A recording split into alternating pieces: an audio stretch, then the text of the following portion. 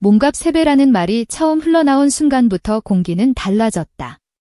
스튜디오 복도는 묘한 정적에 휩싸였고 제작진의 무전기 너머로는 숫자와 조건, 노출 분량과 후반 편집권을 둘러싼 낮은 목소리들이 흘렀다. 왜 이렇게까지 차이가 나지? 라는 질문이 팬 커뮤니티를 타고 번졌고 그 물음은 곧장 대중 담론의 한가운데로 도달했다. 김용빈과 손비나 두 이름은 하루아침에 단순한 가수가 아닌 지표가 되었고 그들의 출연료는 놀라움과 잠깐의 분노, 그리고 끝내는 산업의 구조를 다시 들여다보게 만드는 거울이 되었다. 지금 우리가 마주한 것은 단순한 금액의 비교가 아니다. 몸값 3배 충격이라는 자극적 문구 뒤에는 한국 대중음악, 그 중에서도 TV 주도의 트로트 시장이 어떻게 스타를 만들고 가격을 매기며 그 가격이 어떻게 다시 시청률과 광고, 굿즈와 투어, 그리고 해외 판권까지 이어지는 거대한 회로를 만들어내는지가 적나라하게 드러나 있다. 출연료 수치가 입에서 입으로 전해질 때마다 사람들은 먼저 공정성을 떠올린다. 같은 무대에서 같은 시간 동안 노래하는데 왜? 라는 질문은 너무나 직관적이고 바로 그 직관이 논쟁의 불씨를 키운다. 그러나 방송국의 계산기는 좀 더 복잡하다. 편성표라는 체스보드 위에서 그들은 현재의 화제성과 예측 가능한 확장성을 동시에 잡아야 한다.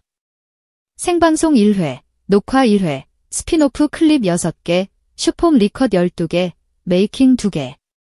한 번의 출연이 파생시키는 콘텐츠 수량을 적산하면 시청률 그래프만으로는 설명할 수 없는 노출 가치가 계산된다.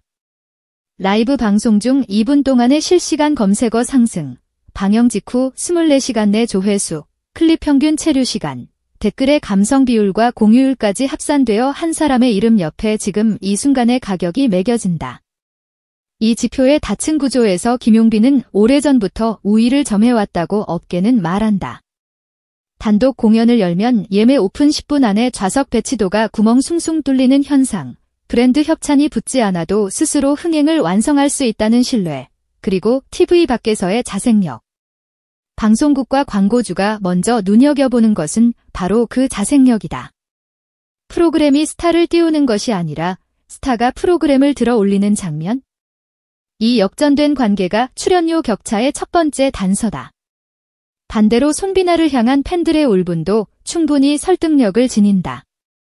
그가 보여주는 라이브 안정성, 곡 해석의 섬세함, 관객과의 호흡에서 나오는 진정성은 무대가 끝난 뒤에도 오래 남는다.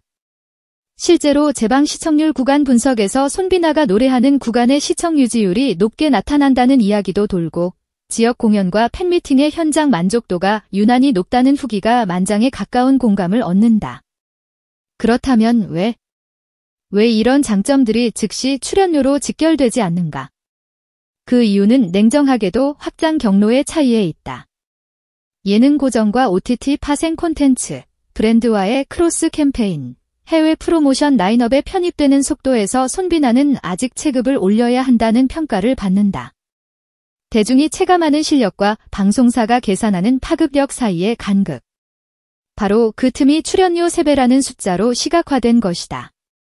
그러나 이 숫자를 고지곳대로 부당함으로만 규정하는 순간 우리는 트로트 산업의 생태를 좁혀본 셈이 된다.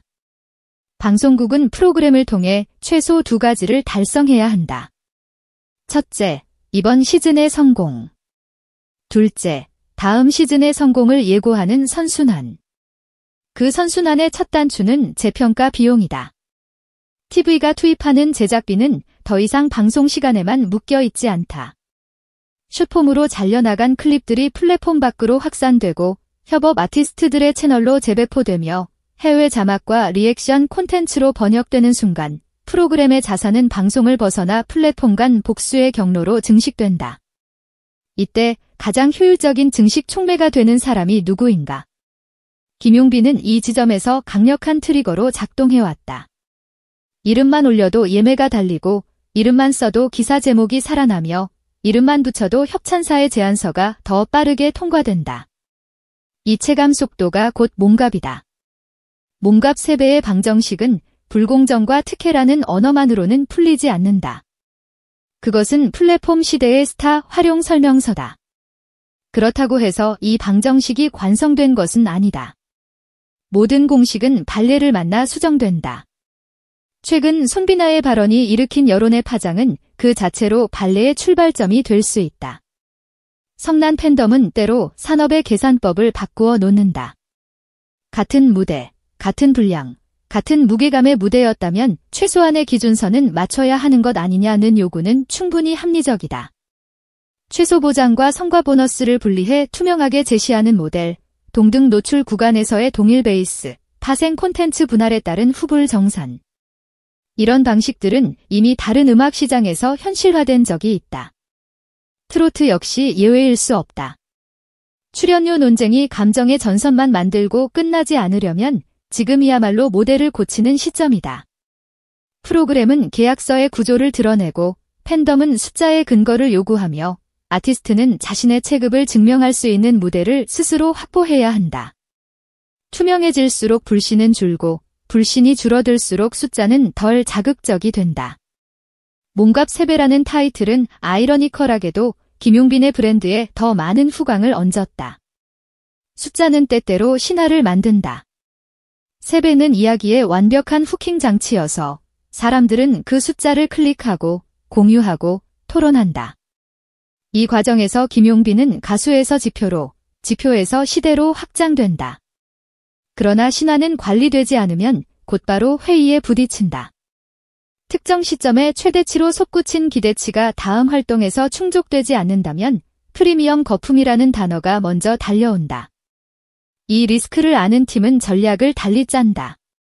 대형 콜라보보다 기획형 미니 투어를 촘촘히, 전면 광고보다 커뮤니티형 후원과 기부 프로젝트를 교차로, 과장된 언어보다 성과 데이터의 주기적 공개로. 꾸준함으로 당기는 신뢰는 화려함으로 끌어모은 관심보다 느리지만 오래간다.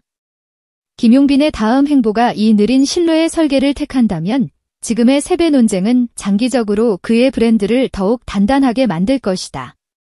손비나에게 이 논란은 또 다른 방식의 상승로를 제공한다. 인간적 진솔함은 한 시대의 미덕이다. 다만 그 진솔함이 프로페셔널리즘과 만나는 방식이 중요하다. 무대에서의 성숙함, 발언의 균형감, 팀과 팬덤의 메시지 컨트롤, 이 모든 것이 모여 성장의 서사를 구축한다. 성장 서사가 탄탄해질수록 브랜드는 도와주고 싶어지는 마음을 자극하고 이 감정은 후원과 협업, 출연 제안의 형태로 실체화된다. 손비나가 지금 해야 할 일은 결국 무대다. 신곡의 해석을 새롭게 재설계하고 세트리스트의 호흡을 조정하며 작은 공연장부터 차근차근 매진의 기억을 쌓아가는 것, 그리고 카메라 밖에서의 선한 영향력을 꾸준히 실천하는 것. 이런 디테일들이 모이면 어느 날 왜 3배였지? 라는 질문은 힘을 잃는다. 대신 어떻게 이렇게 따라잡았지? 라는 찬사가 그 자리를 채울 것이다. 팬덤 내부의 갈등 또한 이 시점에 조정되어야 한다. 숫자는 진영을 나누지만 음악은 결국 사람을 모은다. 서로를 향한 인신공격성 언어는 두 아티스트 모두에게 상처만 남긴다. 오히려 팬덤은 더 영리해질 필요가 있다. 방송국이 계산하는 지표를 팬덤도 이해하고 그 지표를 팬 활동으로 증폭시키는 방법을 연구하는 것이다. 방영 직후 24시간 내 클립 공유율, 평균 시청 체류 시간, 댓글의 건전성 지수, 해시태그 확산 곡선. 이 모든 것은 팬덤이 공정한 싸움을 하기 위해 사용할 수 있는 도구다. 숫자와 예의를 동시에 관리하는 팬덤이 결국 아티스트의 가장 강력한 영업팀이 된다. 방송사와 제작진에게도 숙제가 남는다. 한 명의 스타가 프로그램 전체를 견인하도록 설계하는 순간 나머지 출연자들은 장식이 된다. 다양성과 발견의 기쁨이 사라지면 프로그램의 기대 수명은 급격히 짧아진다. 그러므로 제작진은 프리미엄 1명의 독주 대신 프리미엄 1명 플러스 성장 구간 3명의 병렬 설계를 고민해야 한다.